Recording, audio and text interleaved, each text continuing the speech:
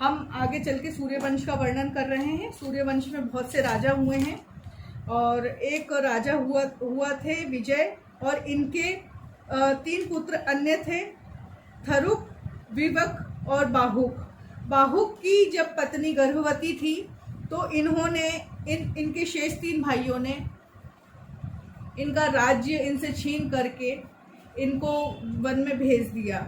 जब ये पता चला कि इनकी पत्नी गर्भवती है तो साथ की पटरानियों ने इनको गर्भावस्था में ही विष दिया।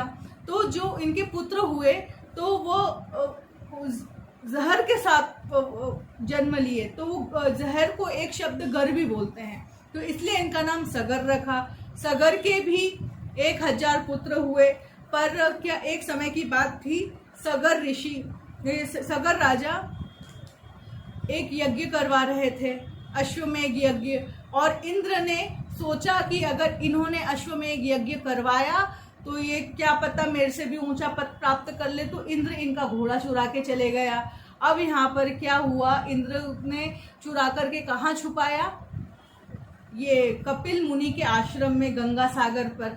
अब हुआ क्या, एक समय की बात थी जब इनको पता चला कि हमारा अश्वमेध का यज्ञ का घोड़ा नहीं मिल रहा है, तो पूरे के पूरे खोद के 7 महाद्वीप इस सगर राजा ने अपने हाथों से निर्माण कर दिए, और जाकर के जैसे ही देखा कि यह तो कपिल भगवान के आश्रम में बंधा हुआ है, तो इनकी जब ये समाधि ले रहे थे तो इनके समस्त पुत्रों ने चोर चोर चोर चोर कहा, और उनकी मतलब निद्रा खुली और सबके सब उनके तेज से भस्म हो गए। अब आगे चल कर के क्या हुआ, इनके वंश में अंशुमन हुए, अंशुमन के फिर दिलीप हुए, दिलीप के फिर भगीरथ हुए, फिर भगीरथ जी गंगा जी लेकर के आए हैं। और ये कपिल भगवान का आश्रम कहाँ था, गंगा सागर, इधर कलकत्ता के पास में। तो गंगा जी को कहाँ से लेके आए, हिमालय से लेके आए। तो जहाँ जहाँ चली तो अनेक तीर्थ हो गए। देखिए, वैसे बोलते हैं कि त्रेता युग में तीर्थ कौन था, त्रेता युग में तीर्थ था प्रयागराज, और उसके पहले सतयुग में जो तीर्थ था, सतयुग में तीर्थ था नैमिषारण्य। द्वापर युग में जो तीर्थ बने वो सप्तपुरिया बनी, जिसमें से अपनी एक अवंतिका भी है।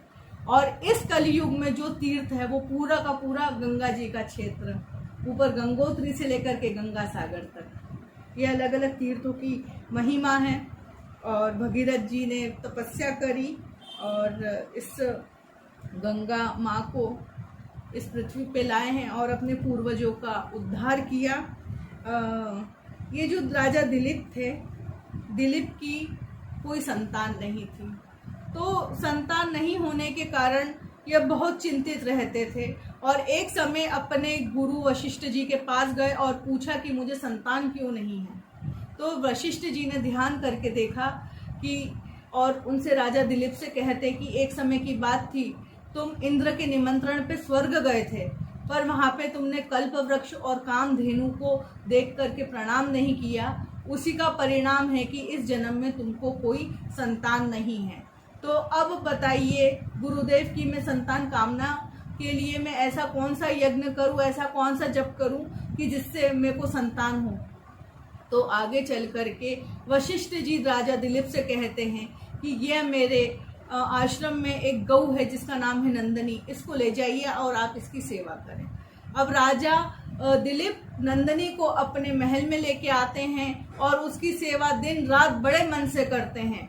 और एक समय की बात थी, नंदनी ने क्या किया, राजा के महल से जल करके जंगल चली गई चरने के लिए, और वहाँ पर एक बाघ उस पे अपन लपकने के लिए, उसको अपना आहार बनाने के लिए उसके पास आया। और राजा ने कहा, राजा दिलीप ने, कि मेरे जीते जी मैं इस गऊ को तो तुमको अपना आहार नहीं बनाने दूंगा, भले ही तुमको आहार बनाना तो अब मुझे स्वयं को बना लो, पर इस गऊ को कुछ नहीं खोना चाहिए।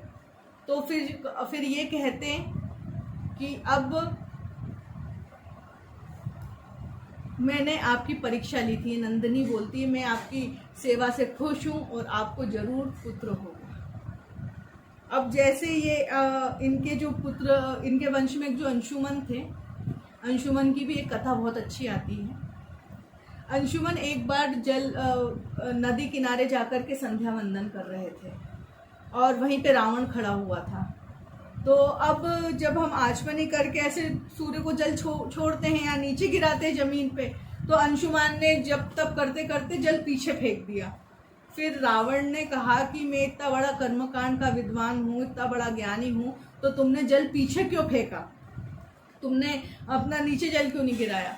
तो फिर राजा अंशुमन रावण से कहते हैं कि पीछे मेरे एक शेर गऊ को अपना आहार बनाने के लिए लपक रहा था, आ रहा था, तो यह जो जल है वह उसके ऊपर गया तो उसको प्रहार होकर के वह मर गया। तो फिर रावण को लगा कि ये इतना बड़ा चक्रवर्ती राजा होकर झूठ कैसे बोल रहा। तो जा कर के देखा, एक कोस दूर एक शेर मरा हुआ पड़ा है जिसके पेट में असंख्य तीर लगे हुए हैं और वहीं पर एक गऊ हरी घास खा रही। तो राजा अंशुमन के तप में जप में इतनी शक्ति थी कि उन्होंने उस जल को पीछे फेंका तो वह जल बाण बन करके उस शेर के पेट में लग गया। ऐसी अनेक कथाएं हैं।